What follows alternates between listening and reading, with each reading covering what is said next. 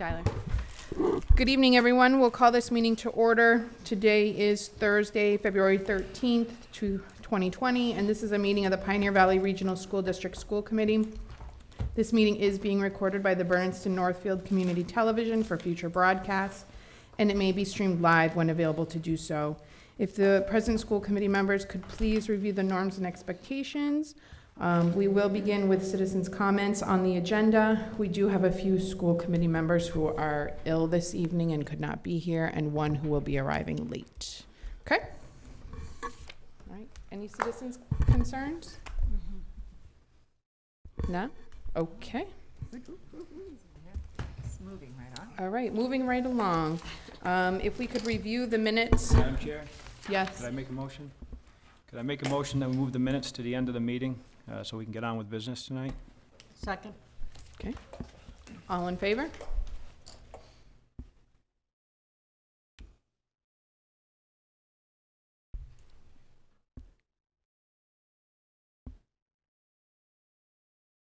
Okay, all right.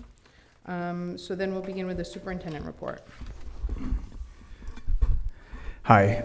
We have two special guests tonight that I'd like to call up to this front table. One is Sue Scott, who everyone knows, and one of our students, Jane Potee. So Sue and Jane, if you'd please come to the table, that would be wonderful. So welcome and thank you for coming tonight.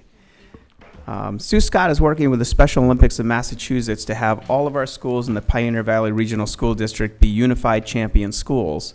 The mission of the Special Olympics Unified Champion Schools program is to activate youth around the country in an effort to develop school communities where all young people are agents of change, fostering respect, dignity, and advocacy for people with intellectual disabilities by utilizing the programs and initiatives of Special Olympics.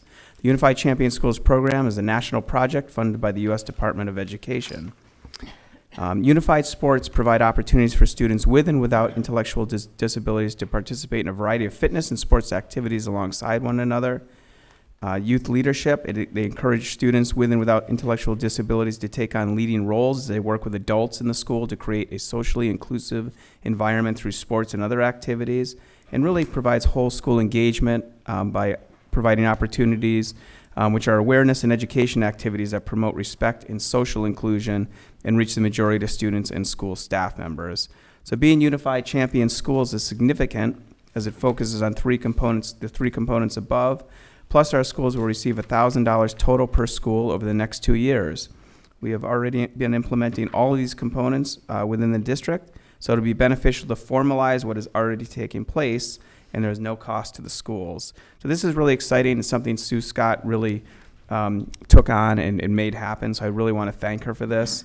There's an article, I believe it was yesterday's paper, and it's also is going to be on the news, I believe, soon. And you can talk a little more bit about that. But I want to introduce Jane Potee. She's 15 years old in her second year of high school here at Pioneer. Jane is a unified partner. She's upbeat, kind, and patient with our athletes, always arriving with a smile on her face. We are very lucky to have Jane as one of our 15 students from Pioneer that volunteer their time each week in January and February during after-school bowling to get to know our athletes and to form a buddy connection. Thank you, Jane, for being a positive role model in our Special Olympics program. Really want to thank you. And I'd like to turn it over to Sue to talk a little bit about the program. And Sure.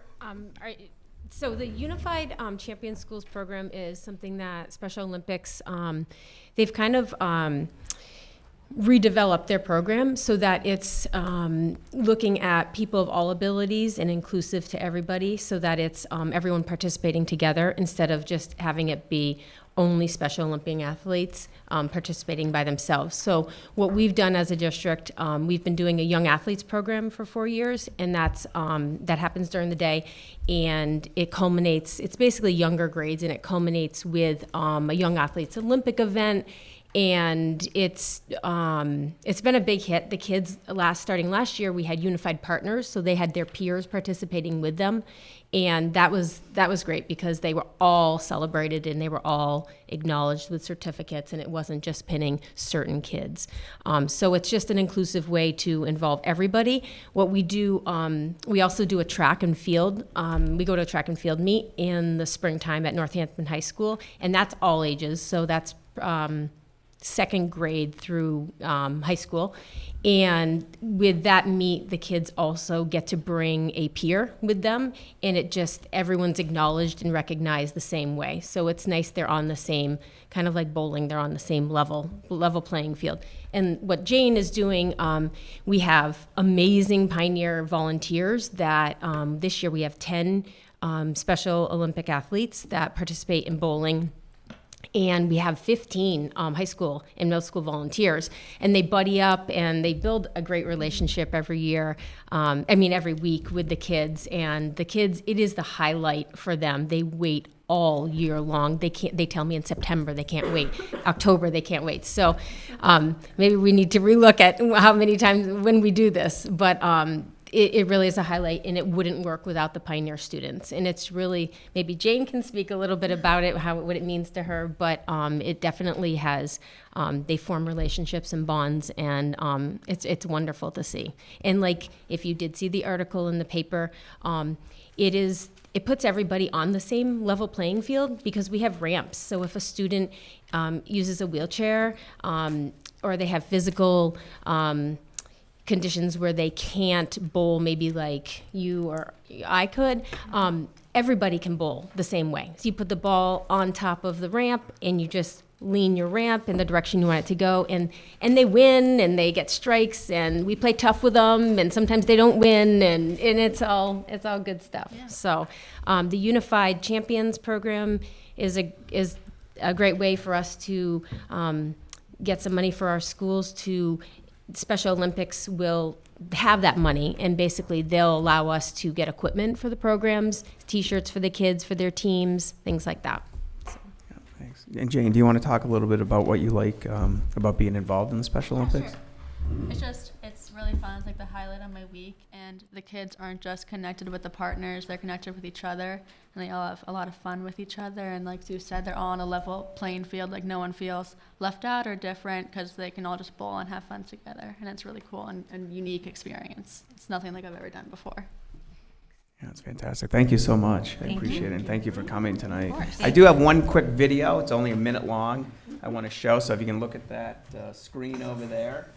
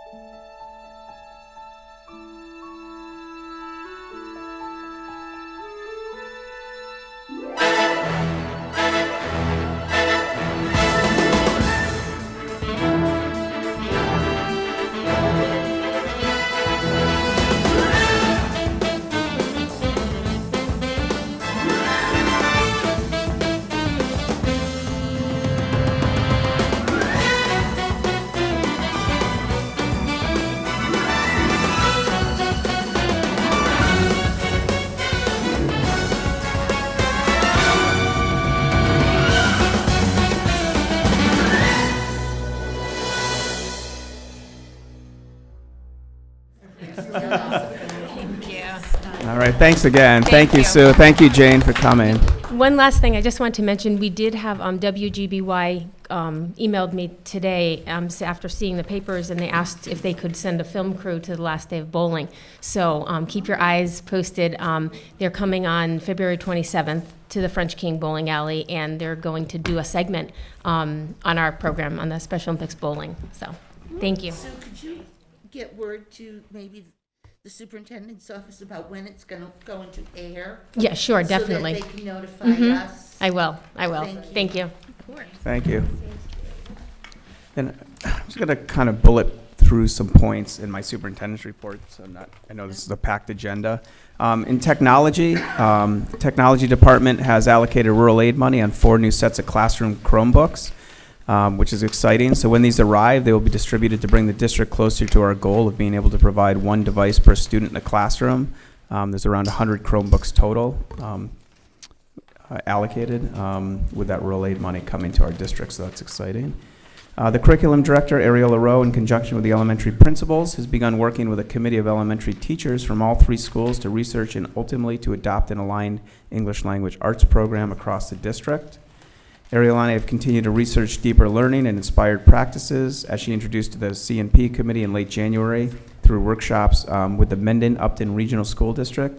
Their work toward reimagining what school could be is a model in line with our vision for curriculum and teaching practices in our district. In early March, she will bring a team of PVRS teacher leaders to the Mendon-Upton Regional School District for their Inspired Learning Conference. Some Pioneer Valley Regional School and Athletic Department news. On February 28th, the Massachusetts Interscholastic Athletic Association, which is the MIAA Board of Directors, will hold a special meeting for the sole purpose of conducting a vote on the statewide tournament proposal, which would take effect in the fall of 2021. I don't know if you've heard about this, but the Massachusetts high school sporting landscape is on the verge of a significant change if this is approved. In essence, the MIAA postseasons will no longer include sectional tournaments if the proposal is passed. Instead, all sports will move to a statewide tournament format. Divisions will be expanded, with most sports going to 5 divisions at the state level. Obviously, enrollment is the determining factor, and in general, Franklin County schools are expected to be slotted into divisions 4 and 5, depending on the sport. The proposal has massive implications at the local level. The Western Mass tournaments as we know it in every sport would no longer exist.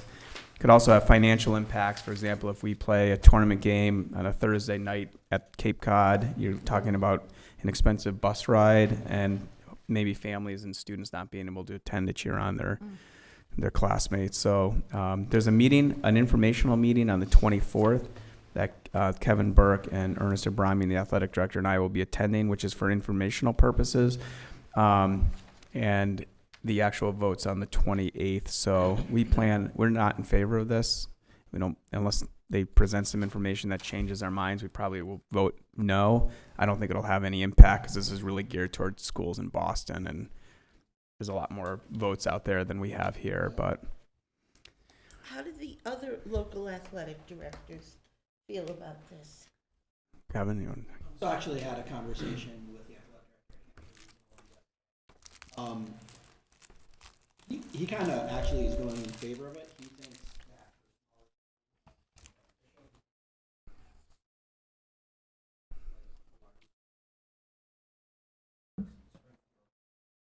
they're going to be in the higher divisions where they're really going to end up traveling to these.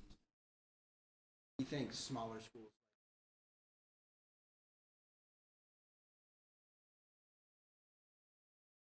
No one is really sure. The other impact that might occur is we want to do Western Mass, and this hasn't been decided yet if we want to do Western Mass tournaments.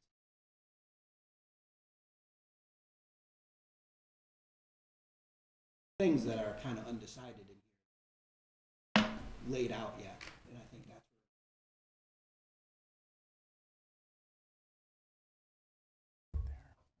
You all set? Yeah, I'm all set. Okay, thanks. Can I ask one other question? Oh, sure. Is that, do you know now, are they doing the divisions by school size? And just taking it out of sections Yes. of the state and then Yeah, putting the it's divisions based by on school size? enrollment. And then actually in here, there's, if you, cooperative programs will be moved up one division higher than the enrollment of the largest school in the co-op. So if we're So- co-oping with football, then you automatically move up a division just because of that, because of the, whatever the enrollment of the largest school in the co-op is. So into a division with the schools that have. Right. Yep. All right, next is our principal, Kevin Burke from Pioneer, to talk about the program of studies. And Kevin has a presentation that he's going to give to us, so if we could hold our questions to the end, that way he can get through the presentation, and then we can have any dialogue around questions or what Kevin is going to present on. Thanks, Kevin.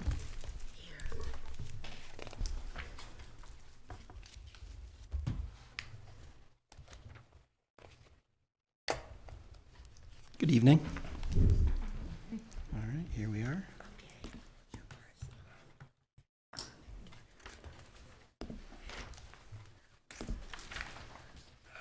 All right. You should have had a index of change that was sent to you, so that kind of lists out as close as the page numbers as I can get as possible, because things keep on fluctuating. And the only other thing I have is there was one other page that I gave you today that there were some additions that for some reason why weren't in the program of studies that got sent to you. So there should be a single page of color that was right in front of you. Looks like this. Early Oh, enrollment. this one college here. on top. Yep. Early enrollment? Page 9 and 10, yes. I'm not going to go over all the basic edits that, change years and stuff, but I'm going to go over kind of the main sections. And if there are any other questions, once I'm done, I'm more than happy to answer. One of the things that we wanted to do was to clarify our core values. And since I've been here as the principal, it's one of the things I started talking when I talked to students about. When we had our mission statement at the top of this, the core values were in it, but students didn't know what they were. So in talking with the curriculum director, we decided that we were going to actually change it so that those core values of universal respect, personal responsibility, and academic excellence are right on top of those expectations. And we're going to continue to try to make sure those core values are shared with our students and that they know them. We're going to get these printed and put them around the schools. And change out what was actually in there. So we're not actually changing the statement that's in there, we're just clarifying our core values and what they are.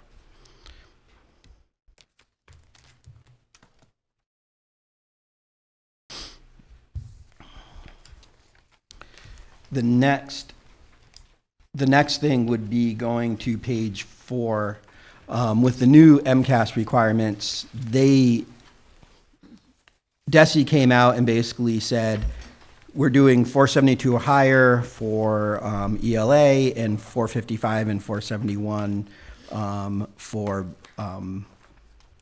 math, or also for ELA as far as whether you're competent, as far as whether you need a educational proficiency plan. So we took out the wording of proficient and needs improvement because that's not the wording DESE is using anymore, and we went with what they're using now for the numbers that correlate to the new MCAS 2.0 testing. So that's what that change is, and we'll probably be changing that in a year or two when they give us new numbers. So those will be ever-changing numbers. At the bottom of that page, for alternative pathways to graduation, it said established with the consent of the majority of the faculty initially. This really should be the intervention team. That is comprised of the building administration, guidance, and counseling staff, people who are directly working with that student that can actually make that decision. It doesn't make sense to have the whole faculty vote on this, and I think that was just an error in what was put in for the program of studies initially. Once again, on page 5, it's the change in MCAS as far as the different points.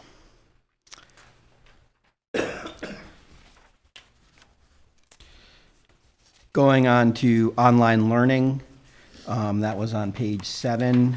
This is in reference to our VHS classes. There's some wording changes, but one thing that we have, and this is in talking with our technology director, we don't typically have enough computers or B, anything as far as a form to loan out computers to have students take them home. So currently, we don't have the ability to do that. Part of the concern is since we don't have enough computers for our students, if a computer goes and doesn't come back, that's one computer less in the classroom. As we are getting more computers, maybe this is something that we can put in. And obviously, we're always willing to work with students. But to have that in as a policy that we do it, I think is something we have to change until we actually can provide them. But Kevin, during the day, if you have a student taking a VHS class, they have time blocked for that, correct? They have time blocked for it, and they have access for computers, and actually, our library is open many times after school where they can access computers, so, yes.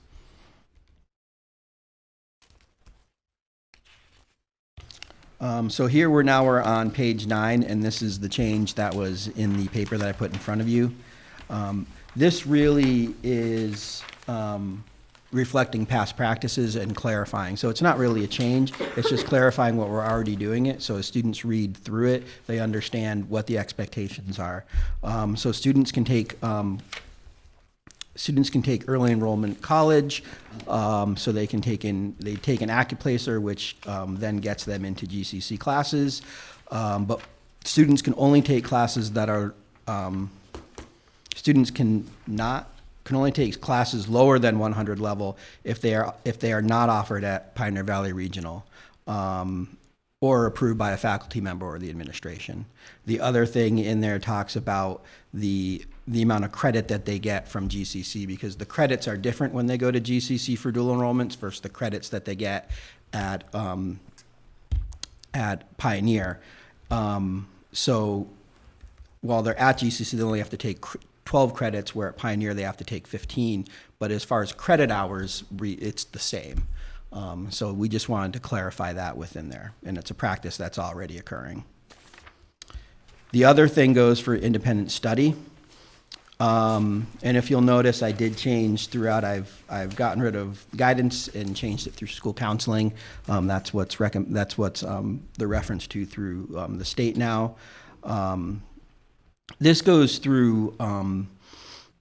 The project must be designed and submitted for approval before summer break in semester 1, at least 2 weeks prior to semester 2. So students can do independent studies. One of the things I've noticed this year with students doing independent studies is it's a drop period, and all of a sudden students are rushing to get an independent study together, and it's not as meaningful. And teachers really don't like to say no to students. Our teachers are great, and if a student comes up to a teacher, they're going to say, sure, yes, we're going to help you out. But then I hear from it on the back end as far as there's not enough time to create a viable independent study. So this basically clarifies that if you have 2 weeks to get it before semester 2, and you get it submitted before summer break. And obviously there can sometimes be exceptions to those rules, but I think it clarifies that out. The mentorship program is something that we haven't really had going, and at least I haven't seen it going, and I don't know if we've had it going in the past here. And I think utilizing some of our students to do this mentorship program and then actually giving them credit to work with students would be beneficial. They could do this instead of doing study halls, and so I think you can take students that are older, whether they're 9th, 10th, 11th, and 12th graders, they can work with middle school students. 12th and 11th graders can work with the 9th and 10th graders. And I think it's a great way to utilize our study halls better and get students the extra help that they might need. And once again, the big change here that we're doing is motivating students to do this by actually getting credit for doing the work.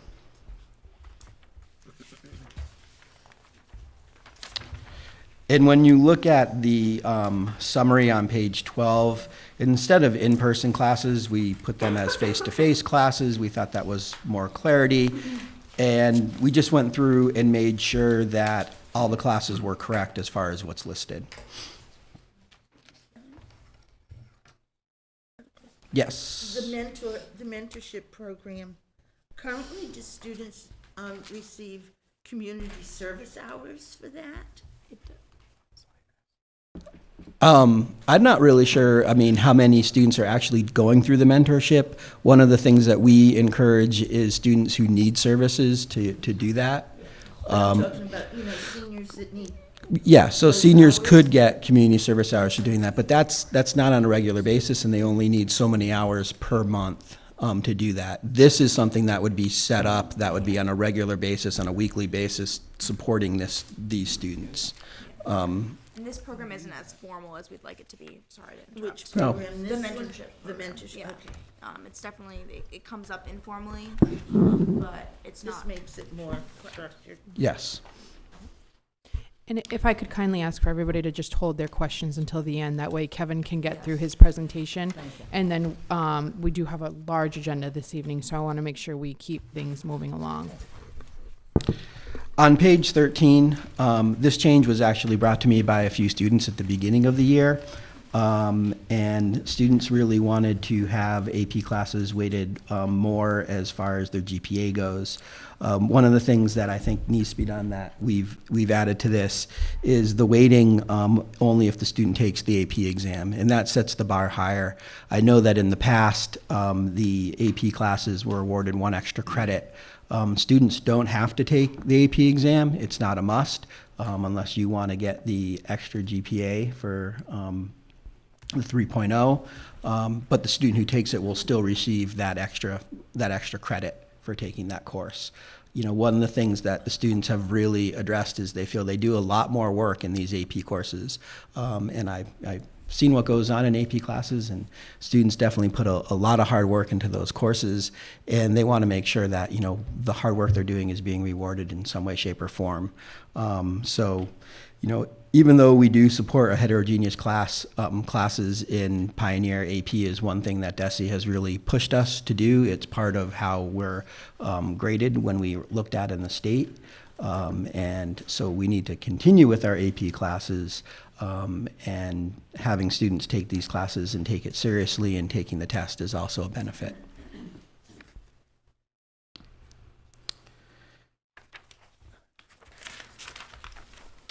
On page 14, it's just a clarification of the first 5 school days and instead of just first 5 days, because that's always been a question for add drop.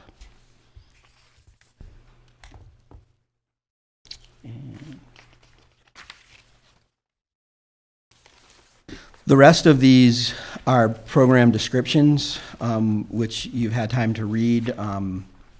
The makerspace has been changed to engineering and design, and it's definitely changed, I think, as John Hefferman has gone along and figured out what he could do within the classroom, and he keeps on improving. The latest thing, he's actually brought some drones into the classroom, which is great, and that classroom continues to grow. Some of the other changes reflect high school, the chorus program. Ms. Matsui is new to the program and has made some changes and just reflected it to make sure that, you know, when students read through, they know exactly what they're getting into when they go into a course, which is really important. So she did that for advanced voice. She did that for piano, which is now just going to be piano, not piano and songwriting. So those are some of the major changes that I've gone through. Digital arts was also updated. Digital arts, instead of just being a graphic art course, is now more into computer science. One of the things our students have done now is actually done animation, which is pretty cool. So it's just getting into 21st century digital arts. For health, family, and consumer science, these are just some changes that were put in there to reflect what's going on. Financial literacy, there are some changes there. Physical education, one of the things that I thought was confusing in our program of studies is the waivers that were put forth and how they actually worked. It was different at the beginning on page 3 on our program of studies to what it was actually here. And it contradicted itself. And one of the things that we also noticed that I had some parents come and talk to me was the time equity on what some students had to do if they weren't taking a varsity sport. So we looked at that with students, we looked at that with our school council, we talked about that with the faculty that were involved as far as the AD, as far as the PE teacher, and the school counselors, and we came up with what was clear and what the expectation was is that students need 2 semesters of PE. They can get a waiver. The waiver, if a student chooses to use their waiver for varsity, that gets approved through the athletic director, and the athletic director monitors that. If the student wants to get a PE waiver for an alternative program, that's something that the PE teacher will track. There's actually a waiver form that is being changed as far as the amount of time that is required for that. So that's what we're looking at with the waiver, and I'm happy to answer more questions in regards to that. The rest of these are some changes as far as making sure that our integrated math class fits exactly what's being taught. Same thing with our pre-calculus class. There are some changes in anatomy and physiology, and some of this has to do with the direction we're trying to take the school and where we're engaging and using the land use outside that we have and the beautiful land that we do have here, which is already used. Same thing with ecology. And the other thing we did is just to make sure, because the criminal justice was not in the program of studies before. It's a course that's offered through GCC, and we have a GCC professor that comes in and teaches it. So we were kind of spinning our wheels trying to get more students to join in. We're putting it in the program of studies so students are aware of it, parents are aware of it, and we can make sure students are registered and get their schedules correct from the beginning of the year. And that pretty much does it. The other thing I want to add is we are going to get new art pieces. We just don't have them yet.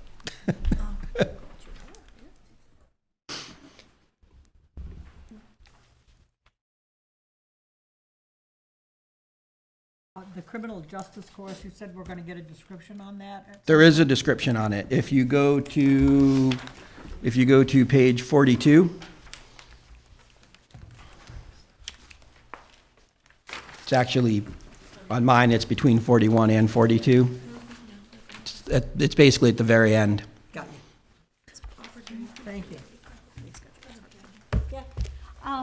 One thing I'd like to commend as a change is going back to requiring PE both semesters.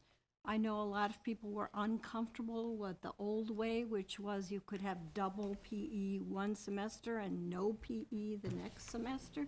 And that health-wise just didn't seem to make sense. So, Well, I think that was the expectation that was put in there. And like I said, when changes were made, I don't think all the changes were made in all the spots that it was talked about. So it was a little confusing when you read through it because it was conflicting, but.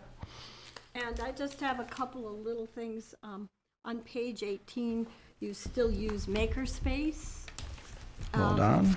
When talking about the engineering and manufacturing technology pathway, where you have the grid with the career pathways and. Please pull the mic closer. Oh, I'm sorry.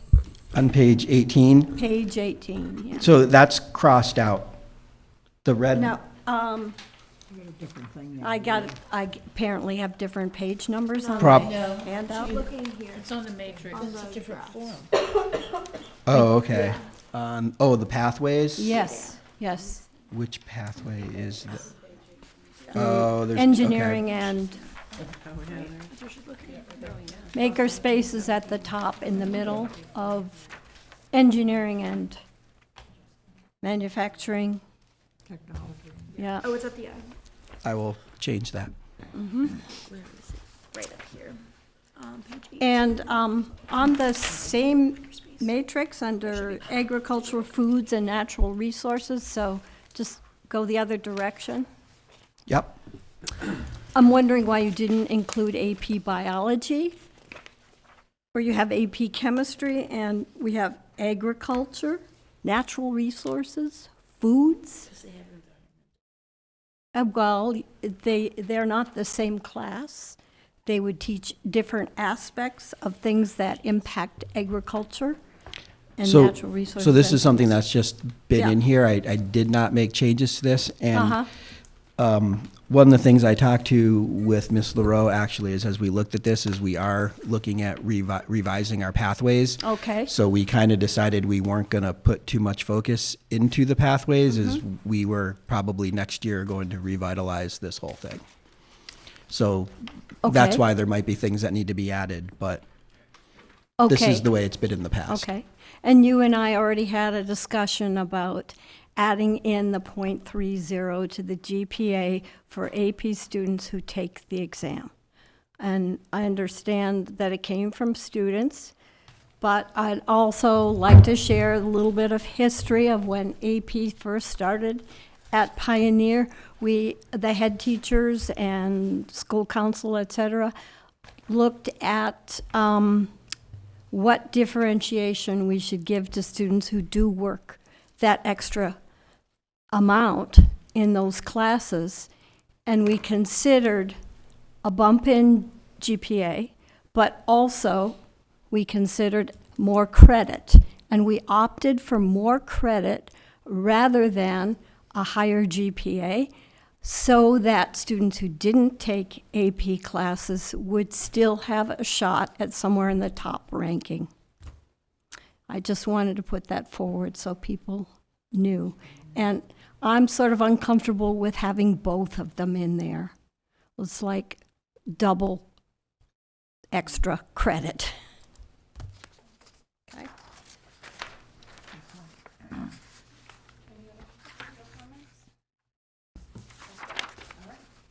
The other thing I want to add is getting this through and passing this is important for moving forward, so we can, once we have this, we can register our students and move forward with the scheduling process and hopefully have it done before our students leave for the year. So just wanted to put that forward to the school committee. Thank you so much, Kevin. Thank you. All right. Next on the agenda, Director of Finance. Tanya, are you here with us? Madam Chair? You guys hear me okay? Yeah, here. Hello? Yep, I can hear you now. Okay. Yes. I just want to make sure you guys can hear me. Hold on 1 second, because Mike has something. Madam Chair, I'd like to make another motion. I'd like to make a motion that during the Director's Finance Report, that we move up budget transfer vote, vote and acceptance of additional rural aid money, and under old business, FY '21 budget amendment vote to include the E&D certified revenue of $150,000, so that we can be fluid through this, her financial report while we've got her on. Okay. The motion? Yes. Second? Okay. Any discussion? All in favor? Okay.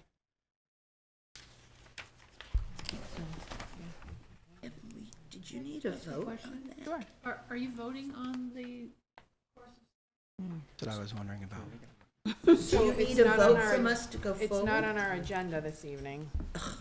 Do you need a vote from us to go forward? We do. So what we can do is, we can, Madam Chair? yes, If I could, maybe, if, I'm thinking with all the paperwork we've got here, maybe we should make a motion to adjourn when 9 o'clock comes, okay. and then schedule a meeting following Thursday after the February break, so we can vote on the items that we don't have on the agenda tonight, and anything else we don't get to. Second. Hold on 1 second. I think Russell at one of our meetings said the word vote does not have to be on this agenda to vote. I agree. Yeah. So I think we should vote on this Yeah. tonight. Yeah. It's assumed that it would be voted, so I'd move to try to vote this so Kevin can move on with the scheduling, because that's a big process, and Yeah. to put it off, I'd want to be fair to him too. I'm gonna rescind your. But let me withdraw my first motion for Tanya's thing, and then we'll do Kevin's thing first, and then we'll come back to the finance director. So, on Kevin's proposal here, or the presentation he just gave, I'd like to make a motion that we accept what he's presented. Second. Okay, any discussion? Okay, all in favor?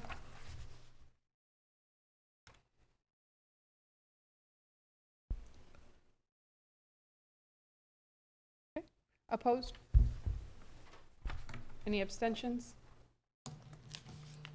Okay, Oh, gosh, she's still coming. all right, All right. next. So let's do this again.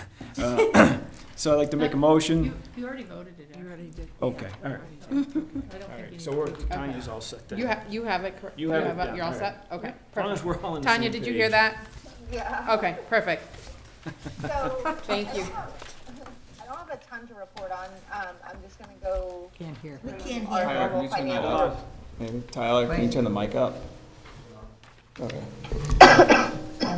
All right, Tanya. And I apologize, I'm still coughing a little bit. I'm still getting over the funk that I had while I was there. I am happy to announce that on Monday morning, we did get our excess and deficiency approved by the Department of Local Services, and that excess and deficiency came in at $510,303. We did not have any adjustments done by the state. We had a very clean balance sheet. They were very happy with the presentation that we submitted to them. So we are now able to go ahead and vote the budget with the $150,000 in excess and deficiency revenue as the budget subcommittee originally was bringing to the full subcommittee or full school committee, but we couldn't do that last week because we were waiting on the approval, and it was stuck because of our deficit borrowing, and they just had to get that pushed through by the state. So I do apologize about that, but I'm happy that it's approved. It's first time in over a decade, I think, that the district has actually had excess and deficiency to be able to use as another revenue source. So a big pat on the back for everyone involved in getting us there this past year. Obviously, the budget is done. We will have to reconvene once we get a decision from the state, which we expect to happen probably about the second week of March after they meet with the Warwick Education Committee on March 9th regarding Warwick Community Schools. So I will be reconvening with a budget subcommittee to talk about what that will look like if that decision does come back and they approve for Warwick Community School to close. So we did have an administration meeting the other day to talk about staffing and all that. So I'll be scheduling a meeting in the near future in the evening with the budget subcommittee to talk about that. So we'll, bring that back to the full school committee as well. Other than that, there's not a whole lot going on. Business is somewhat back to normal. And obviously, as all of you know, in the audience and everything else, my last full-time day is next Friday, but I have been on vacation this week, but I've still been going on in the evenings, approving purchase orders, answering emails, and doing some phone calls, as I expect to see happen when my hours are decreased to the 10 hours that were approved. It's been working well so far. I do plan to send out a notice to the district administration with what that will look like here in the next few days so that everybody's on the same page starting on the 24th. Other than that, I don't really have a lot to report on. Just really happy that 2019 is finally closed. All our state reporting's done. Everything's good. And we can move forward now with, looking into FY21 and looking at where we're at with our revenues and stuff in this year. We do have, I am happy to report that we did have 2 new Vernon students come in. So our tuition revenue will come in higher this year by a little over $15,000. So that's also another positive to report on that front. And we'll be getting what our transportation reimbursement is hopefully in the next couple weeks too. So at the next school committee meeting, I'll be able to report where our revenues are looking like they're going to come in as we close out FY20. Moving on to the accounts payable. Does anyone have any specific questions on the accounts payable for this school committee meeting? Just giving everyone a minute to sort of No, that's fine. get situated here, Tanya, just so. You're gonna- While you're looking through your papers, John Heffernan, myself, and 4 students went to Vernon Elementary yesterday, and we presented some of the robotics and projects that the students have been working on to the 6th grade classes. That's great. Are there any questions for Tanya? All right, Tanya, no questions yet. All right. So moving on, excuse me, to the revenue report. I don't know what order the documents are in front of you, so I'll just give you a second to pull that out.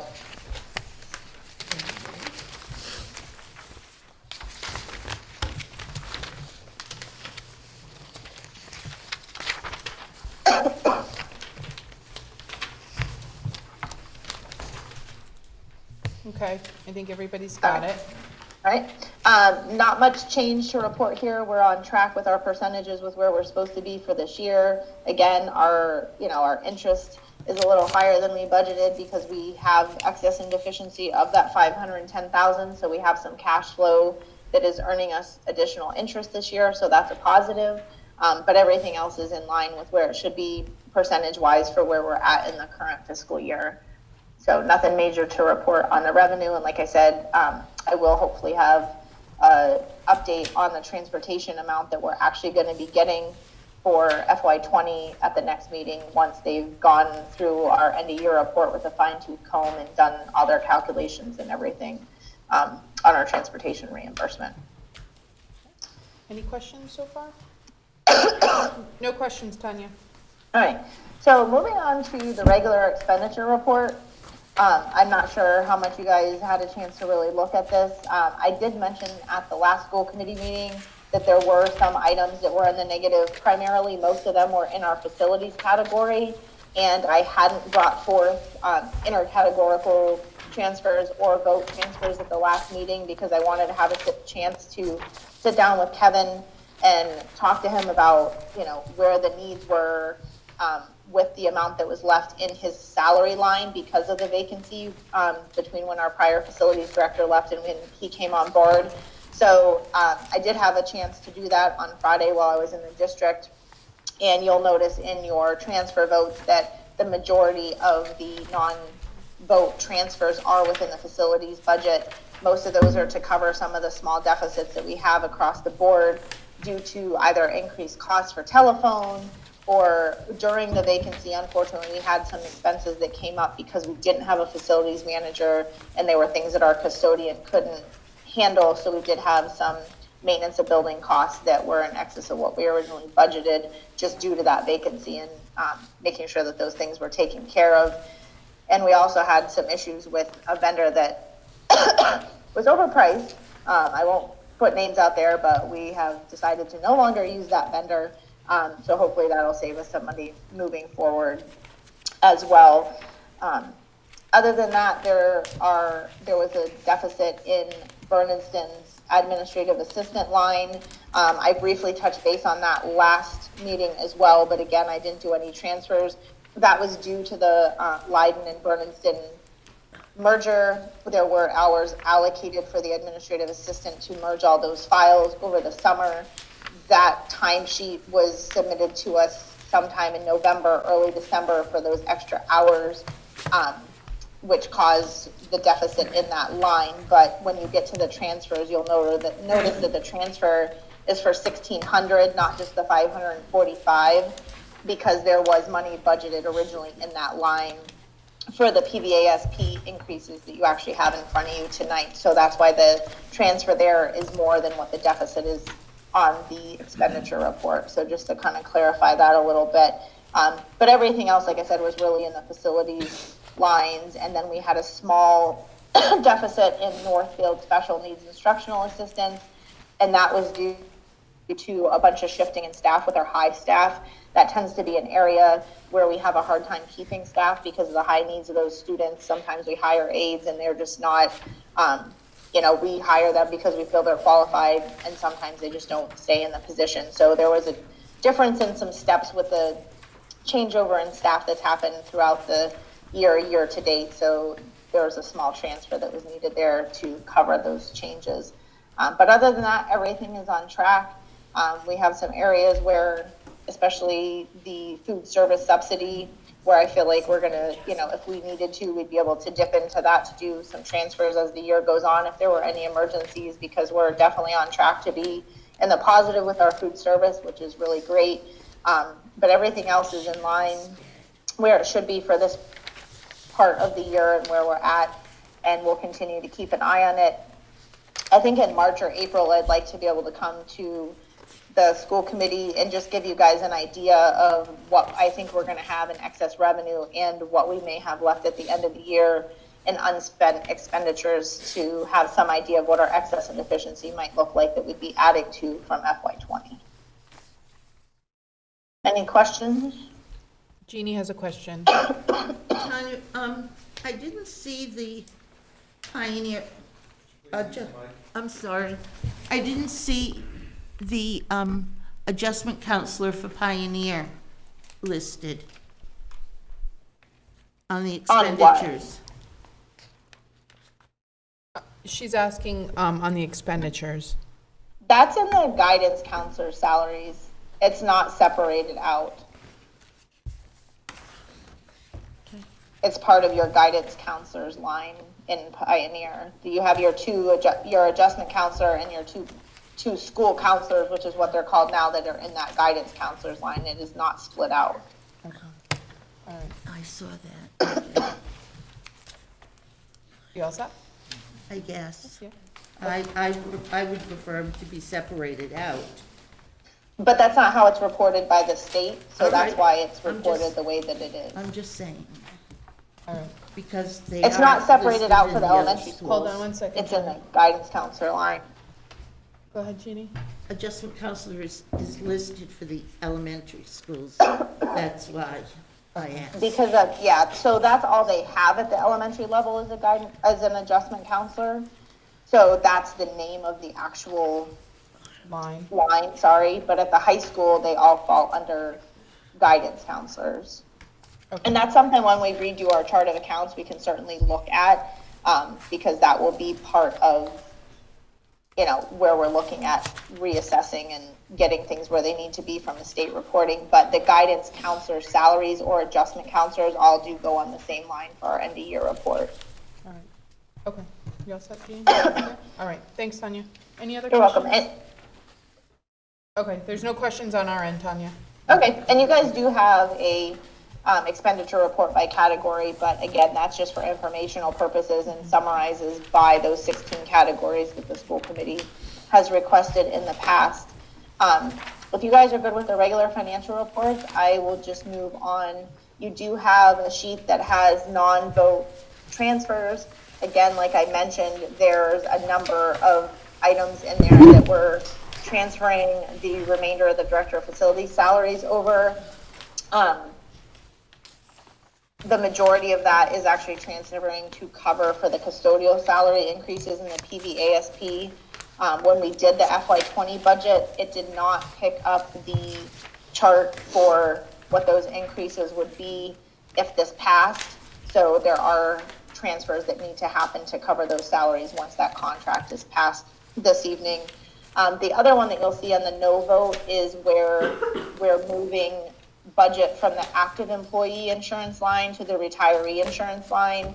And I briefly touched on this when we did the budget for FY21, but we have retirees that are insured through GIC, which is already in that insurance retirees line, but we also have retirees that are insured under the Hampshire Trust, which is where most of our active employees are insured. But that was budgeted in the active employees line, so we're just moving that to get that where that needs to be for reporting purposes and where we're actually paying for that expense this year out of our budget. So that's what those no vote transfers are for.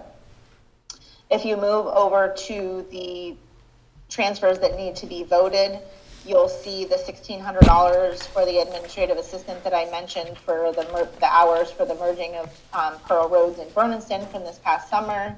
You'll see the $811.52 for the special needs instructional assistant line at Northfield due to those staff changes that I mentioned. And then there's just a small transfer of $78 for the Warwick teacher salaries. And that actually was due to the fact that the school was closed during that storm.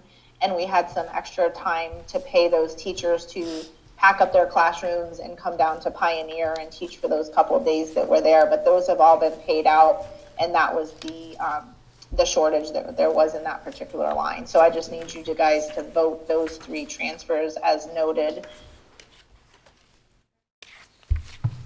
I'd like to make a motion to be accepted as Tanya's explained on the transfer request. Okay. Second. All right, any discussion? All in favor?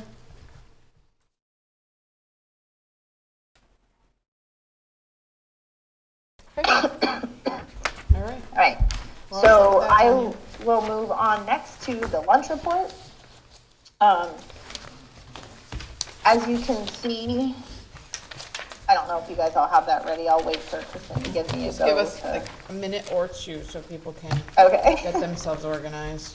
Yeah, so there's a school lunch report and there's actually a school lunch projection. So if you guys can get both of those out, that would be great. I assume they're in order, but.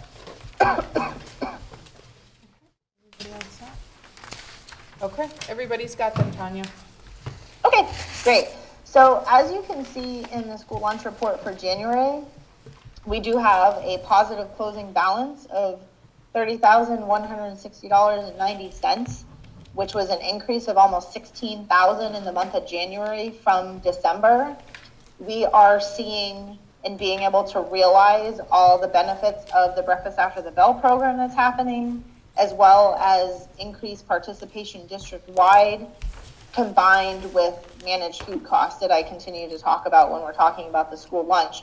I will say that the numbers are a bit skewed. We've mentioned this before where we're cash basis until the end of the year. So the food expenses, the food costs that are paid in the month of January are really your December invoices. So they're about 25% lower than they would be for a full month. So in February, you'll see where you have less revenue because you have February break, but you'll have a full month of food cost expenditure. So that'll it levels out as the year goes on, but I just want to put that out there for full transparency. But the food service program is doing really great. The participation is definitely up. Unfortunately, last year, the individuals that were doing the reporting were not updating the actual days that the school was open and how many kids were attending and so forth. So when you look at your average daily participation increase for January, it only looks like there's a 1% increase. Mike is going to try to backpedal and look at what the days the school was open and what the actual average daily attendance on those days were to update this. So January's will be updated for next month as well.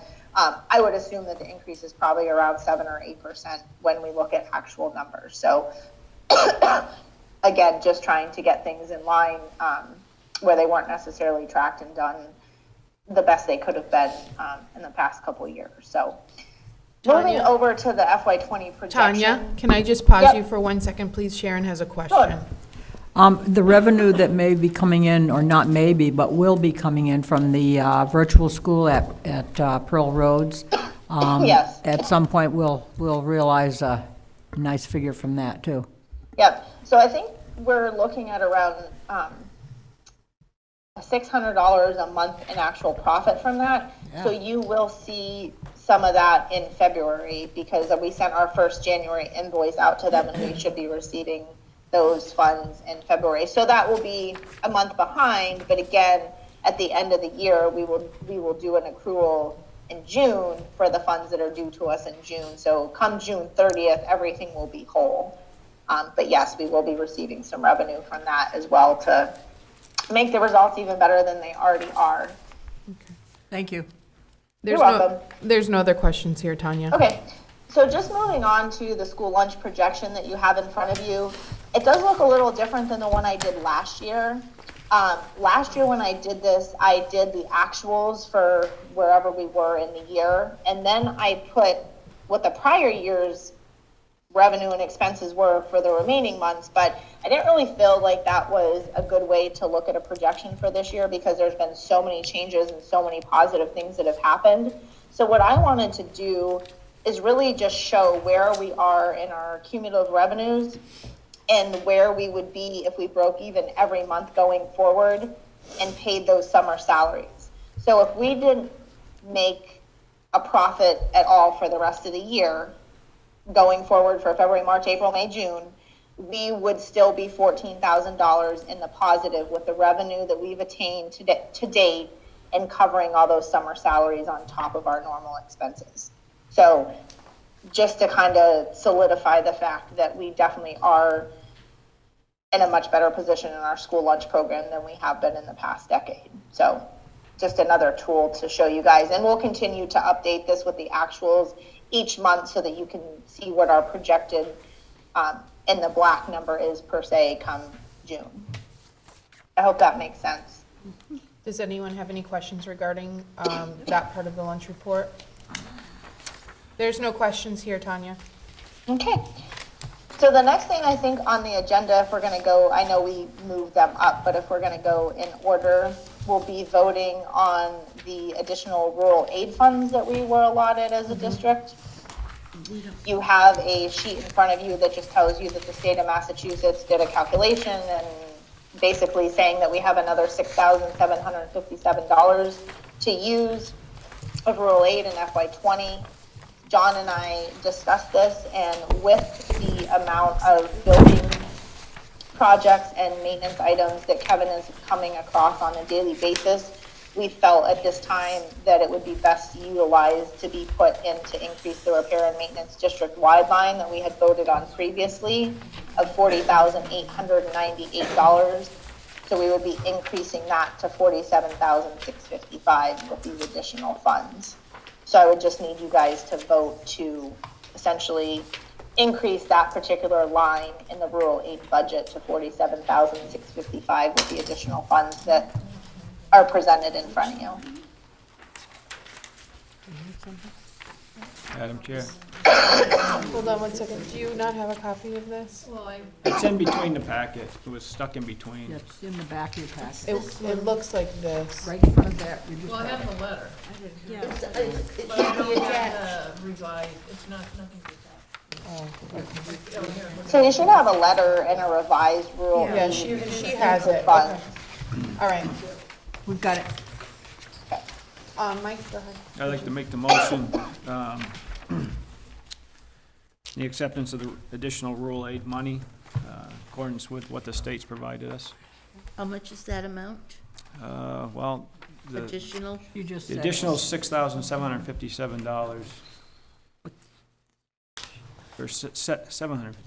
$757. $757, not Is $657. that right, Tanya? Yes, it's $6,757, and it will be added to the repair and maintenance district-wide line in the rural aid budget to increase that line item to $47,655. Thank you. Yeah. I'll second that. All right. Is there any discussion? Okay, no discussion? All right, all in favor?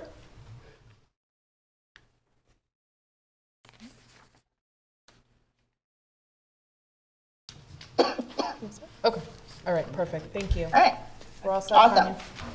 Tanya? So last but not least is voting the FY21 budget to include that $150,000 of excess and deficiency that we did originally have in the budget as a revenue source, which increases our total budget to $14,889,867. The only two categories that were affected by this since the last meeting was the insurance and benefits and the special ed. We've reduced the non-budget lines by the $70,000 and $80,000 respectively that we increased them last week to be able to pass the budget. And this will be the budget that goes to the commissioner for approval because the overseer asked us to wait until we had the excess and deficiency approved and voted before we presented the budget in front of the commissioner, so we didn't have to do it twice. Any questions? And this, Tanya, do we need Yep. to re-vote it line by line again? So what you guys just need to do is you need to vote to increase the insurance and benefits line to the $2,768,428 and the special ed to $2,681,653, increasing the total budget to $14,889,867, and that will suffice for the budget vote this evening. Okay. what was the, Can you, could you Because there's please- no change in the other categories. Could you please just review those figures again and the lines, please? Okay, so it's insurance and benefits. We have reduced the non-budgeted amount back down to the $555,000, so a decrease of $70,000 for a total of $2,768,428. 420? 428. Yeah. The special ed line, the non-budgeted funds used have been decreased by $80,000 back down to $493,350 for a total budget of $2,681,653. Bringing the total school committee budget to $14,889,867. And there's no change to the assessments to the towns with this change. Okay. Jeannie, did you have a question? I do, what was taken out of the sped budget to decrease it by, was it, did you say 85,000? So last week when we voted the budget, we were using, excuse me, $70,000 of circuit breaker funds as an additional non-budgeted revenue to offset that budget, and we were using $80,000 of school choice for the insurance and benefits. So that added up to the $150,000 that we were waiting on for the excess and deficiency. And I discussed that the circuit breaker funds is our only contingency for special ed. So that was a temporary use of those circuit breaker funds that will roll over, because if we have a out-of-district student that comes in, those are the only funds that we have to access. So typically, a school district would actually have a full year's worth of circuit breaker funds available going into the next year, but because we had a deficit before, we're trying to get back to that point where we have more funding available in that line. So we don't want to use that in FY21's actual budget, but in order to pass a budget by the 15th, because we were unsure if the E&D was going to get certified by the 15th, and we're required to have a voted budget in our regional agreement, that was our way to get the budget passed and the assessments to the towns by the time we had to get them to them. And then the same with the insurance and benefits. I know that the $121,000 that we have sitting in school choice, we're going to need to use to fund retiree insurance for the FY22 budget. So I didn't feel it was the best, use of funds to fund this FY21 budget. So those are just being restored with this change of using the E&D in FY21, which was the original budget that was brought forth. But again, we had to have a temporary solution last week while we were waiting for the state to approve our excess and deficiency to be able to use as another revenue source. Does anyone have any questions for Tanya? No? Okay. Go ahead, Mike. I'd like to make a motion to show the reflection of the FY21 budget amendment with the E&D certified revenue of $150,000 in the insurance and benefits line to reflect the $2,768,428, and the SPED line to show to reflect the $2,681,653. Okay. Second, okay. For a For a total budget of $14,889,867. Okay. A second. Any discussion? Okay, all in favor?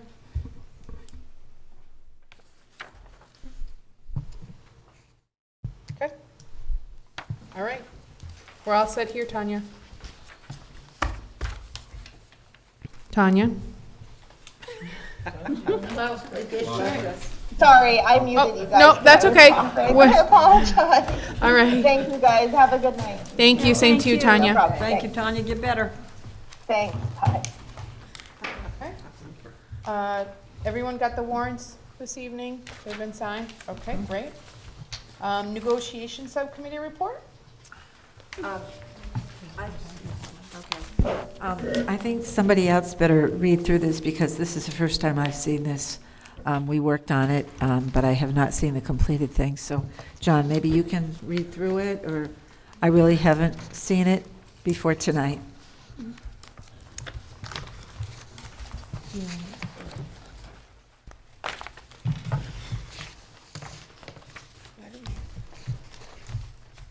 Revisit it at another date. The whole thing. This is what. Excuse me? So we have two, let's see. No, they're both the same. The Association of Support Professionals, we have the agreement, and then we have the actual Both of them. contract. Right. I believe this first section is just the changes, right? Yeah. 3 pages, 3 pages. The first 3 Yeah. pages. Yeah. I think. Looking through it, it looks fine, but I really haven't looked through it. We worked on it, and I can't report on it because I haven't read it through. Yeah, the first section is just the changes that were made, and the second is the actual contract. Which is, One has the changes. One has the changes in it. And the other one is the actual contract. Right. There's different fonts on both. So this is the one that we're going to be working with because the date states 7/1 of 19 all the way through June 30th of 2022. So this would be the most current in that packet.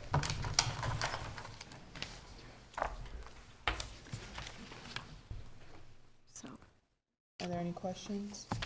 Go ahead, Jean. I believe this is the contract that we negotiated and was accepted by the support professionals, when they voted on it, that they voted to accept this contract. And this would be the final contract to go until June of 2022. I know what it is, I just haven't seen it before to study it, to make sure that all the corrections that we wanted were on it. And I think that, before we vote on a contract, it's nice to see it. I don't like to go into something cold. Was there a recommendation from the subcommittee, the negotiating subcommittee, or were there any changes since you last met? I don't know, I don't believe there is, but I don't know that. Would have gone through you first, though. Yeah, I think both Nah, parties not agreed to necessarily. this, and it went through, and I don't know if, Kim, you want to talk, but this was basically agreed by both sides, went through the attorneys, and we're just voting on everything that's already been agreed on. Yeah. It's just frustrating as a chairperson not to have seen this prior to. Wasn't wasn't it it sent out with the electronically? documents? I saw it. Yeah, I think, My computer has been down for a week and a half, and we just Well, got a that's brand new fine. one yesterday. Yeah. So I have no, okay. Okay, I'm gonna go with Mike and then Sharon. Who's the chair of the committee? I am. And how long has this been going on for? And now we're A down very to the long last time. A very 2 or long 3 time. weeks? I mean, I'm sure, how long's this document been out? It was just approved, when was it approved, Kim? Maybe a month ago.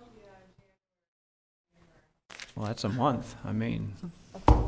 Sharon? To me, it would feel like a recommendation from that committee if nothing has changed, and Jeannie has said that everything's pretty much the same, and we have the representative from the union, and it feels as though there should be a motion made to accept the document in front of us.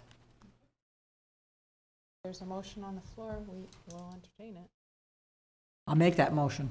I second it. Okay, is there any discussion? No? Okay, all in favor?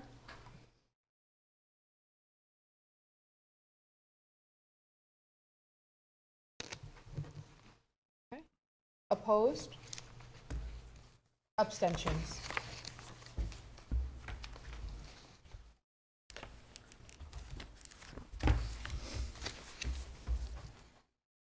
Just want to make sure you're all set? Perfect, okay. Moving along, Building and Grounds Subcommittee report. There's no real news. Mr. Strunjo is gathering more information on the solar panel canopy presentation that he made. He's gathering more information, and will get back to us when he's completed it. Okay, thank you, Sharon. Curriculum and Personnel Subcommittee report? Yes, we met on January 29th, and our sole item of business was a presentation by Ariel Leroux, our PVRSD curriculum coordinator and grants manager. And as referenced by John in his report, she presented a nice PowerPoint showing us the goals that have been determined so far, the work that's already been undertaken, and the directions in which work is now proceeding. And she has offered a link to her presentation. And would it be the will of the committee to receive that link so that you could look at that presentation? It was a wonderful presentation, and I think it would be really beneficial for everyone to have access to it and review it, and understand the direction in which Ariel is looking for the district to go in, as far as the curriculum is concerned, so, Thank you. okay, thanks. Just to- Yes. Sorry, that previous vote about the support professionals, I probably should have abstained from. So I don't, I'd like to go back and amend my vote if I could. Okay. To abstain. Sorry. No problem, thank you. Budget Subcommittee. Well, as everybody's aware tonight, we have an amended budget, and there's nothing else new to report. Thank you. Go ahead, Jeannie. I received a copy of the article in the Boston Globe about the telebehavioral health. And if anybody would like me to send that to him, to email it to him, I can do that. That would be great. Yeah. Maybe you could do it to all of us. an article in the Republican, Statewide. About the telehealth.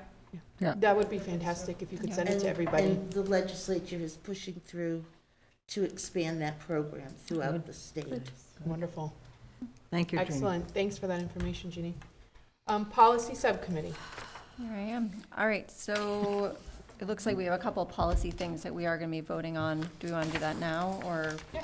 Okay, so we've completed the athletic handbook, finally. So there's a small change on page 3 at the top, which just references the new, what are we calling it? The athletic financial assistance policies and procedures. Basically says where to find it or find more information about it. So that's page 3, under 5, the second line. There's just a parentheses that says, see section 2, number 15. So that's the minor. That has to be taken out? That's a change that we change. made, yeah, All right. just going through the changes quickly. Then on page 6, under 15, there's bolded language in there. That is the language that we've changed and updated. And so that was really the bulk of the work that we did, and then the appendix. But then under budget on page 9, we updated some of that language to be more in line with what we are doing, and we worked with the AD to get that all correct. And we also worked with Tanya about that as well. And then Appendix 1, John and Kevin and Ernest worked on creating this athletic financial assistance policies and procedures so that we can make sports or extracurricular sports specifically as accessible to all students as possible. So this is just really a way for us to ensure we're receiving the payment for the student athlete, and that there is no barrier for any student athlete, and that there are resources available to help any student that may be in need, and a checks and balance system for that to happen. Yes. Okay.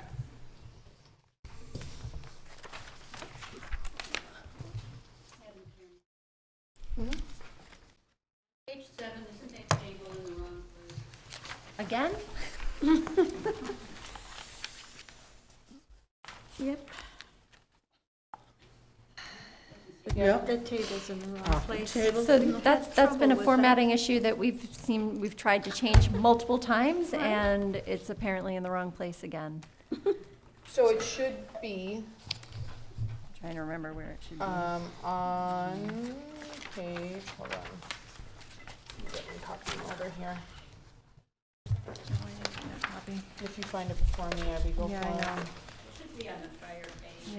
Yeah, between 15 and 16, maybe. User fees? They should be after 15. Hold on one second. Yeah, I think that. an arrow, that'll help me. Right, it should go, Yep, so it should come after sports, on page 6, number 15, sports user fees, and then the chart should be going under there. yes. So if there is a motion, or if a motion comes, it should include the movement of that to the correct spot. And let me tell you, we have moved that back multiple times.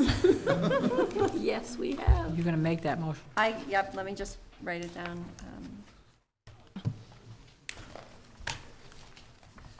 So I will move to accept the athletic handbook with, as presented, or we're just doing that one? You're going to read it. You're going to, where to put that? I was gonna table? put that all in one, was my plan. So I move to accept the athletic handbook with the new changes and the additional change of moving the chart that is currently under the Code of Ethics right after number 15 on the previous page, so from 7 to 6. Second. Okay, any discussion? All in favor?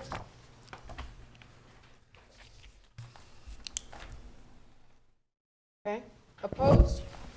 Abstentions? You have to abstain. Those, No, well, Jim abstained. Jim abstained too.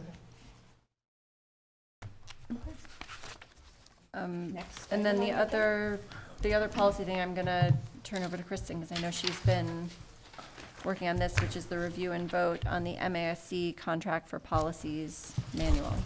So, a few meetings ago, during the policy subcommittee, and at a full school committee, Abby had done some legwork and reached out to MASC about assistance and how we can ensure that our policies are up to date. There are a tremendous amount of our policies that are not up to date, and it was really overwhelming. I'm going to use that. I would use that word. I'm going to identify that. That it was very overwhelming, and it seemed like every time we tackled one policy, we realized that there was one that needed to be prioritized over that.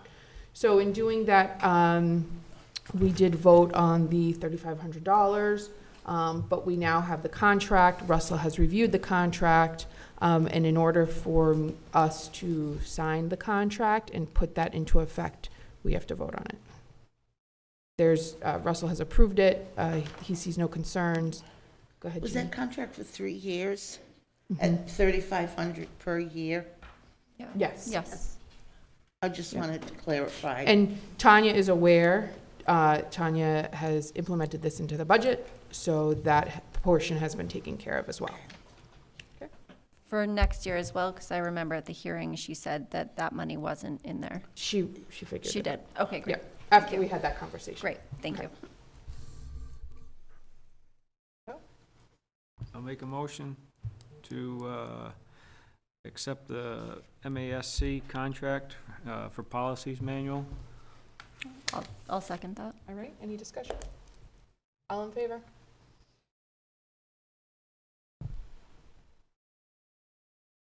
Okay. All right, perfect. Let's see. We did the user fee. Let's do district agreement subcommittee report. Have we gotten it back? So we got a copy back, and the problem that we are having, or the barrier that we are facing now, is there have been multiple copies with multiple tracked versions. And it seems as though there was a request for clarification. So in the most recent copy that we got, depending on how you printed it out, the explanation was in the margins, and a lot of people have not been able to see that. So I asked Russell to see if he could fix that on his end, because that's where the explanations are, and then also to work with Joanne around that and the formatting. So Great. that's where we're at with Thank you. that. I hadn't heard, so, thank you. And including the color coding. And that's the other barrier, is the color coding, because it seems as though there were only a couple original color-coded copies that now we're not quite sure where they are. So trying to backtrack and identify that. So as soon as that comes, we'll have another meeting, Sharon? Okay. Sounds good? Perfect. Just let me know when it does come. Thank you. Okay, so next on our agenda would be discussion and vote on school choice for PVRS.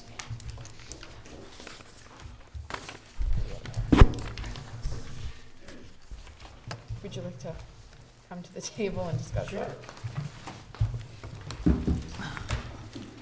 So just so you know, the process that we went through to determine this is, we sat down with both my school counselors from the middle school and the high school, also our admin assistant who works closely with admissions.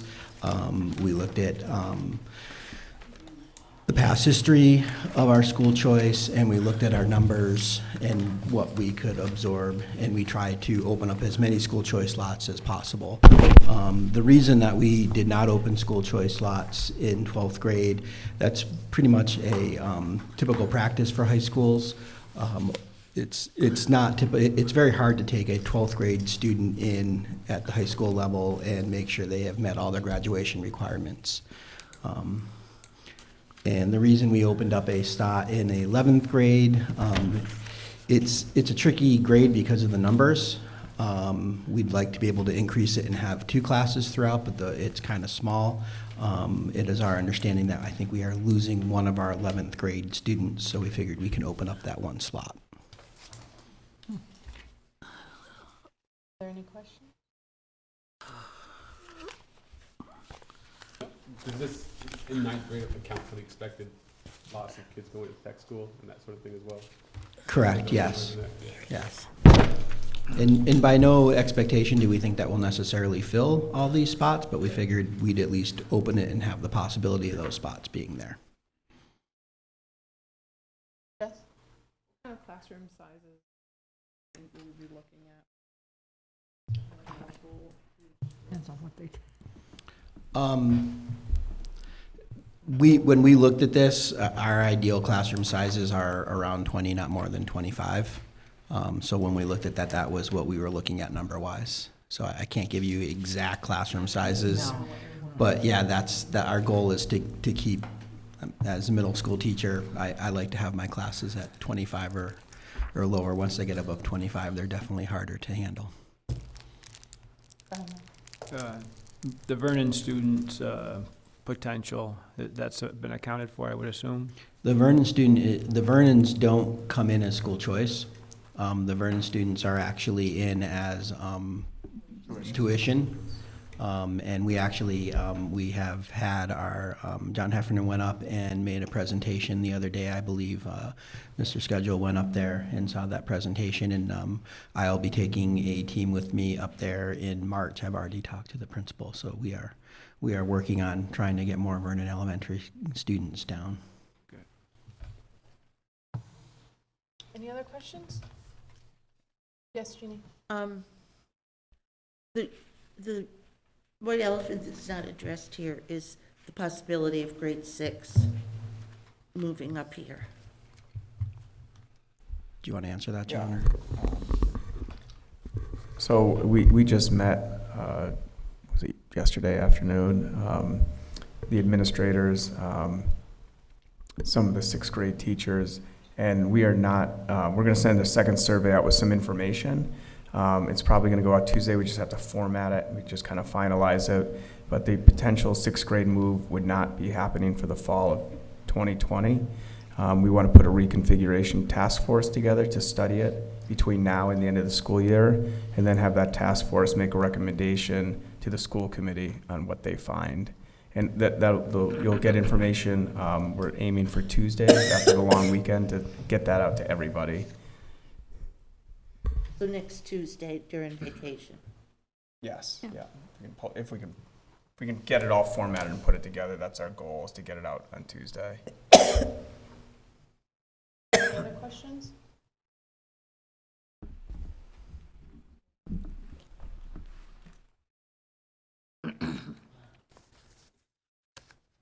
Go ahead, Karen.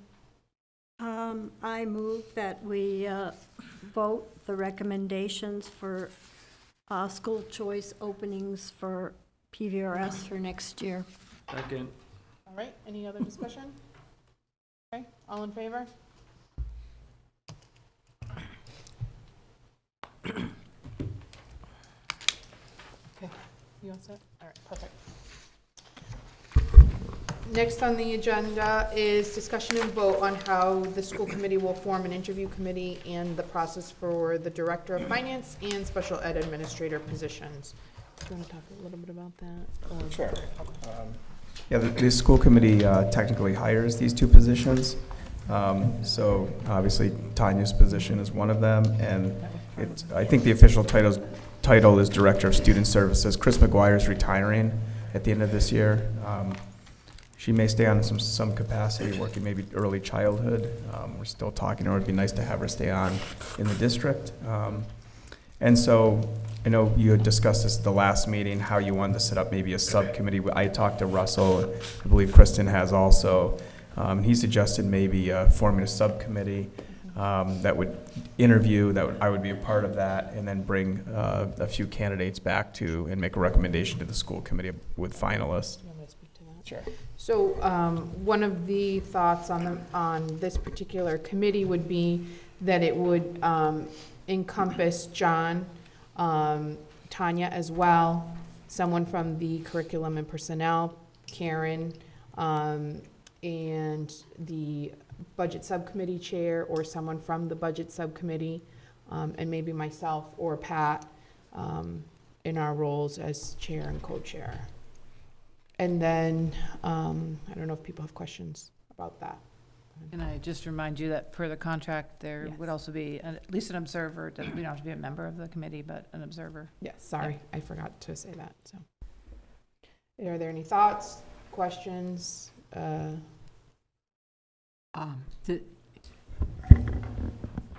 This doesn't have to be, but usually when there's a committee like this, it's the nominating committee, which is the chair of all the subcommittees.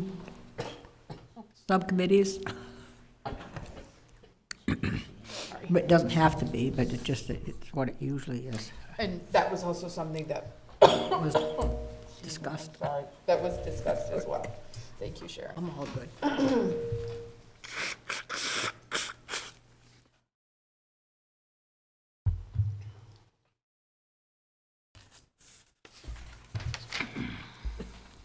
So we do have to vote on how this will roll out and function. Renee, did you want to? I just was curious, I know in the past, community members were also parts of, in addition to school committee members, so I just was curious if the committee wanted to discuss that as an option, just offering a institutional memory on that. So this is a committee decision, and if, go ahead, Mike. I'd like to make a motion that we go with the first plan that you presented. John, Tanya, budget subcommittee chair, or if somebody else wants to take it, I don't necessarily have to be there. If somebody else wants to enjoy themselves with doing that. And somebody from curriculum and personnel. That's what I'd make, and the In the union. union rep, and if we want, we can have somebody from parent or community member. We can add that. That would be my motion.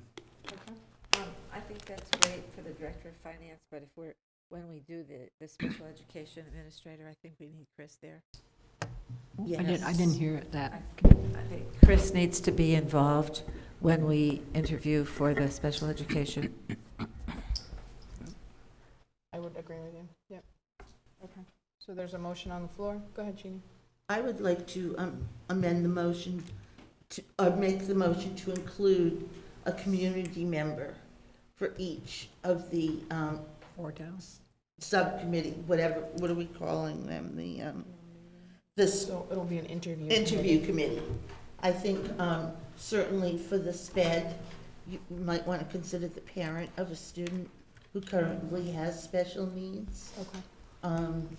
And then, I don't know if among the selectmen it would be appropriate for the finance committee. Or finance committee person. Go ahead, Renee. Sorry, just to offer another thought, I'm curious how often the person who holds the position is involved in the interview committees. That seems foreign to me in terms of a protocol that's been ever followed.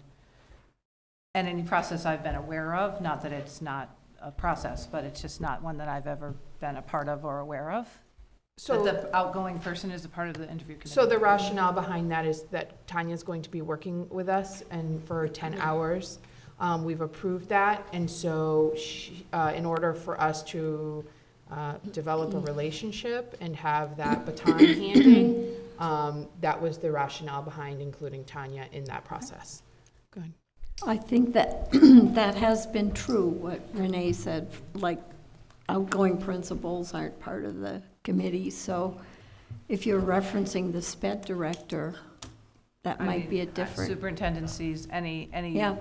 having watched several administrations come and go, Right, I've right. never known No. a outgoing person to be on the committee. But again, only having Right. watched 4 or 5 of them, I can only comment on that. Right. I don't think That's it's true, though. necessary to have Chris. I think it's necessary to have someone that works with her, just to sort of ask the questions that are needed to be asked. I believe both these positions are key positions in this district, and where Tanya's going to be with us until the end of the year, it would hopefully be, that position would get filled sooner than later so that they could work together and learn what needs to be done based on where we've come from, and work with Rick Kingsley also.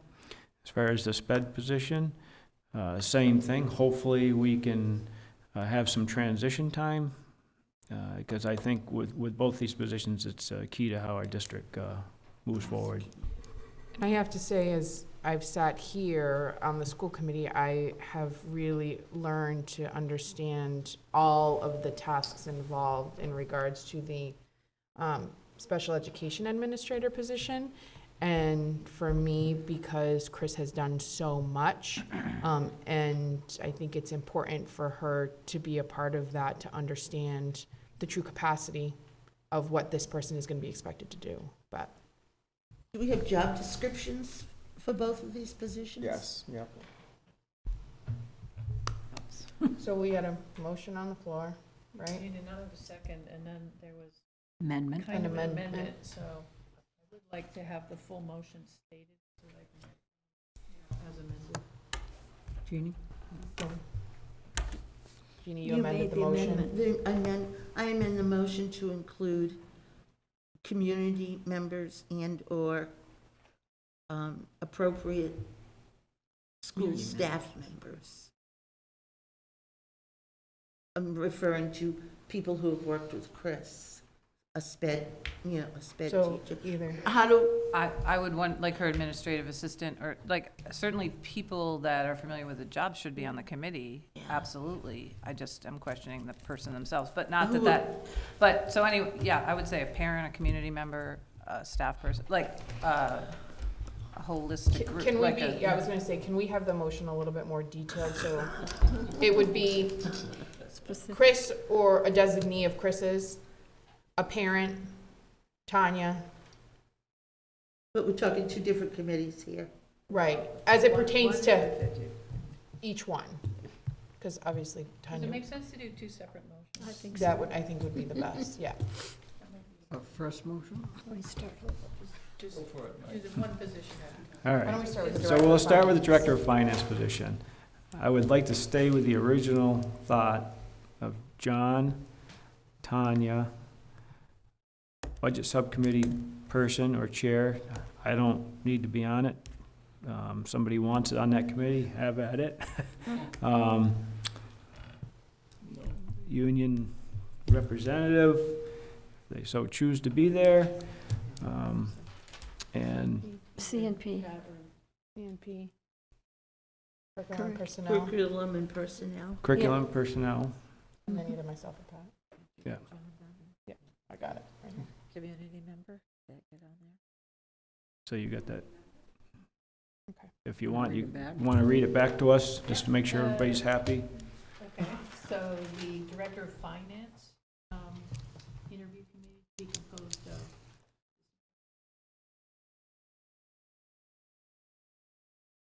member of a CMP representative, a union representative, or the vice chair of the school. Community member? In the Was community. listed there. In the community. We can, if you want to add this representative from the community, that's fine. So that's 7 people in total. That's pretty good to have an odd number anyhow. Beat it to All right, death. so that's the motion. Second. Any discussion? All in favor? Okay. And now the special education administrator position.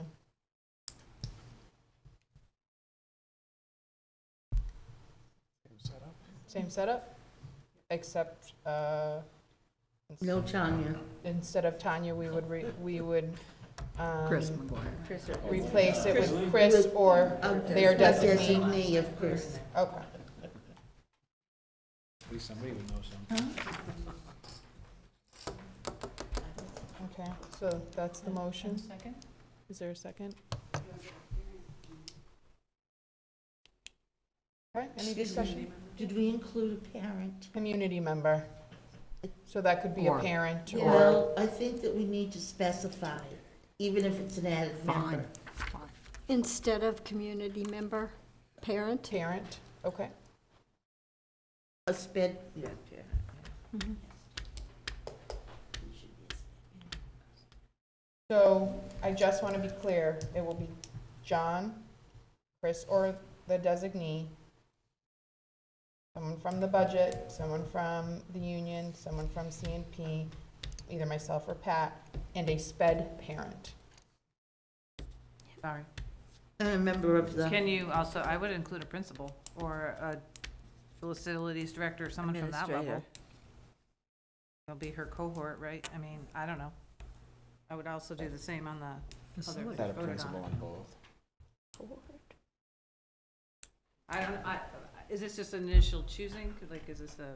it's I think the it's principal on initial this one would be interviewing. appropriate. And then, didn't you say you would bring the final So to the, us? the goal of these interview committees is to provide a full recommendation to the full school committee for a vote on a candidate, as we use all of our subcommittees. So it would be on the SPED, the special ed administrator, it would also, which will make an 8th person, a principal.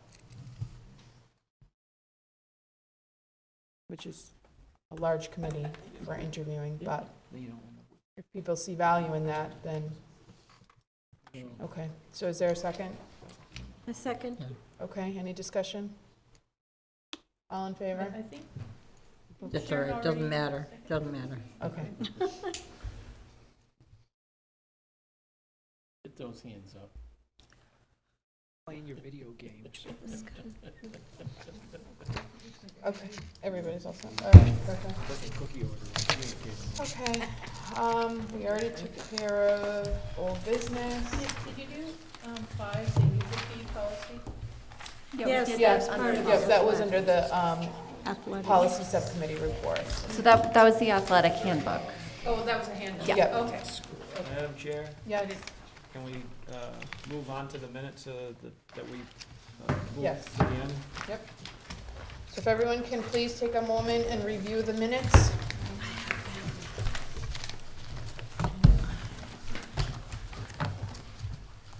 We have 5 sets of minutes. We should have minutes from December 12th, January 9th, January 16th, the 4th of February, and the 6th of February. And And disclaimer, it's really hard to do the minute when I'm watching the TV because well, it's not Right. easy to see who's voting because of the way the camera pans. Okay. So apologies for a couple of these sets ahead of time. thank you. Okay, so let's begin with the minutes of 12/12/2019.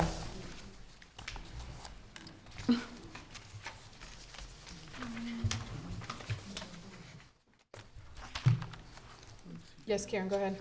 On page 2, third paragraph, fifth line down, I think should be if. Yep. Okay. Yep, That's all I have on that one. okay. All right. Anybody else on the December 12th minutes? Okay, let's move on to January 9.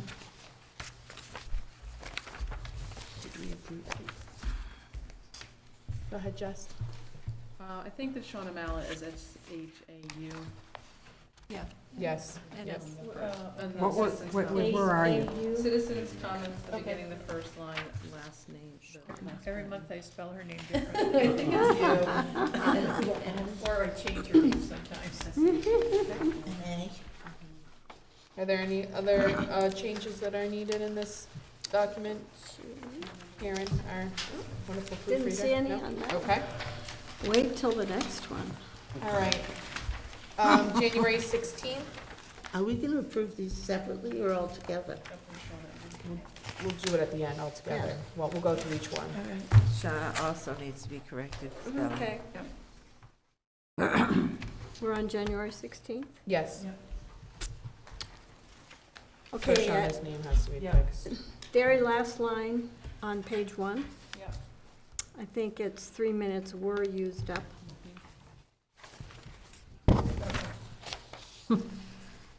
And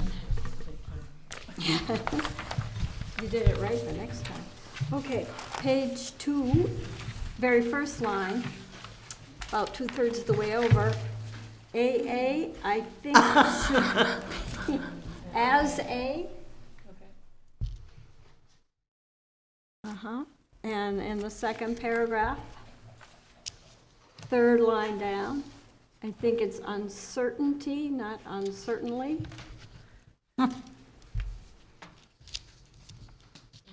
And in the fifth paragraph down, second line, right under Michelle's name, I think it's pointed instead of point.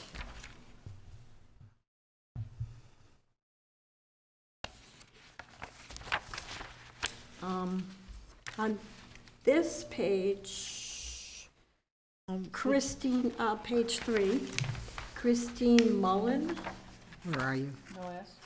and no, and it's EN. Mhm. Okay. Twice. Probably wrong in the title. Twice.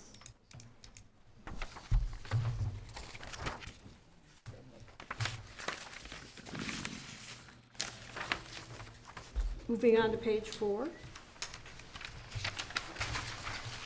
1, 2, 3, 4, 5. Seventh paragraph starts with Gaylord.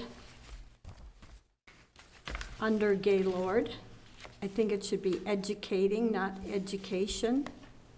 Higher cost of educating Warwick students.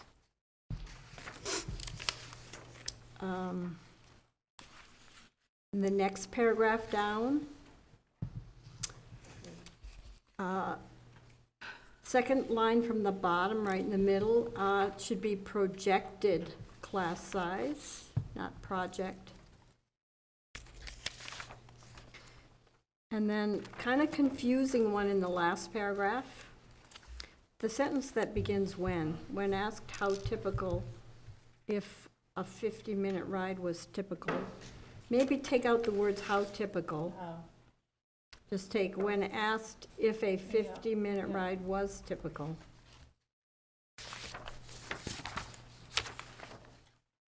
On the last page,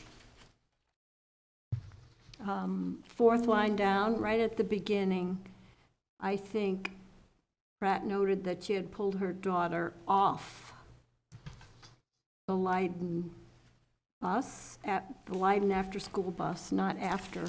Didn't pull her after the bus. Did you really do that? I mean, sometimes I have to. When she was riding the bus, she'd running stand away. on the top step and start telling me about her day instead of getting off the bus She's a so very, John could she's drop a off the very rest of strong us. personality, Yes. putting it mildly. And And- Better. Yeah, is one there- more. I All know. right. The last paragraph, the next paragraph, Fontaine noted, this is the 5th line down, noted the move, not the moved. Has been very positive. That's all I got. All right. Anybody else?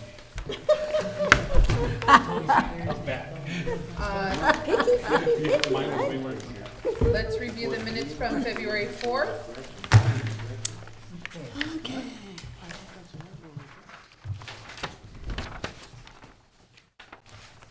Go ahead, Karen. Page 2. Okay. The last sentence in the top paragraph needs a verb. I think if you put in is after salary, it would work. Okay. Or came from. Came from? Came from. It came from, okay. And in the 4th paragraph down, first line, there's an ampersand. I think that's a 2. Okay. Looking back at budget documents. Let me see, in the paragraph near the bottom that starts with PVRS salaries at the end, it's not $70, it's more than that. I think it's about, I think it's 700,000. Could be wrong.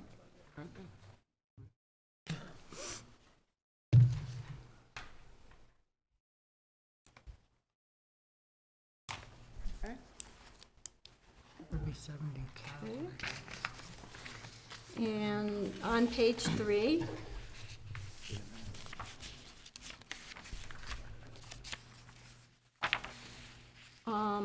one, two, three, four, five, 6 paragraph down that starts with the FY21 budget.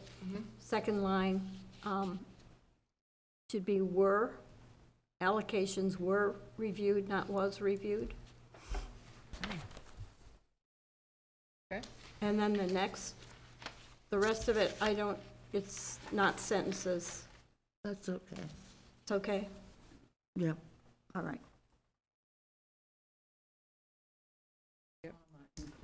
Including, yeah, comma. All right, and then 2 paragraphs more down where it starts with Jeannie Melton. There is 1 L in counselor unless we're in Britain. I'm Canadian. Ah, that's what it is. There's a lot of spelling that's difficult for me, just so you know. And then the very last line is the HIVE program. Yep. Oh, yeah, I wasn't. HIV. Yeah, and that's all I've got. I had that highlighted as you were. Yeah. So, one more? Does that complete that document, Karen? Yeah. Okay. And then the final document of February 6th. Okay, you guys feel free to chime in too. Go ahead. You're a resident proofreader. Yeah. I think on page 2, in that top paragraph, we Yeah. want the Medicaid billing, not the Medicare billing. Definitely. Can you just talk into the microphone, please? Will I say it again? Yes, Yeah. please. On page 2, in the first paragraph, I think we were talking about the Medicaid billing, not the Medicare billing. That's correct. Oh, Yeah. Medicaid. Yeah. Although some students do have Medicare. On page 1, again, Christine Mullen up on top is EN. Yes. I've done a check that on all of them. And we have 9 places where counselor should have 1 L. And 1 other word. Down where the paragraph starts with Jeannie Milton. And 3rd sentence, it should be saying, not staying. Okay. And that's, All right. Go ahead, I Jean. think that the paragraph above that, where it says Dr. Steve Martin, I think it's a family physician, not position. Yep.